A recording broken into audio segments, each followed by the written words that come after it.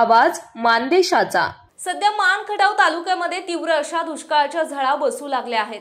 गेल्या 6 महिन्यांपासून पिण्यासाठी टँकरचे पाणी चालू आहे, परंतु सध्या मानखटाव मधील पशुपालक शेतकरी चारा टंचाईचा सामना करत असून दूध धंद्यातून विकतच्या चाऱ्यामुळे उत्पादन खर्च एवढे सुद्धा पैसे शिल्लक राहत नाहीत, म्हणून मानखटाव मधील शेतकरी आपली जनावरे विकू लागला आहे। शेतकऱ्यांचे पशुधन कसाईच्या दावणीला जाऊ नये म्हणून स्वाभिमानी शेतकरी संघटनेचे फायर ब्रँड नेते केशव शिवाजीराव जाधव यांनी सातारा जिल्हा अधिकारी यांना स्वाभिमानी शेतकरी संघटना सातारा जिल्हा यांच्या मार्फत पत्र देऊन त्वरित चारा डेपो चालू करण्याची विनंती केली आणि चारा डेपो लवकरात लवकर चालू झाला नाही तर स्वाभिमानी शेतकरी संघटना सातारा जिल्हा जिल्हाधिकारी कार्यालयासमोर गळफास आंदोलन करणार आहे, असे जाधव यांनी सांगितले।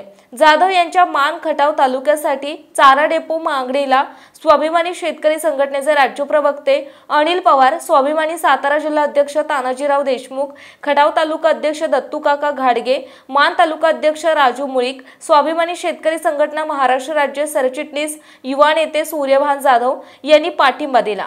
येत्या काळात लवकरच चारा डेपो चालू झाला नाही तर स्वाभिमानी शेतकरी संघटनेचे सातारा जिल्ह्यातील शिलेदार सातारा जिल्हाधिकारी कार्यालयासमोर गळफास आंदोलन करतील, याची प्रशासनाने नोंद घ्यावी। मानसोफर न्यूज संपादक बापूसाहेब मिसाळ, वरकुटे, मलवडी।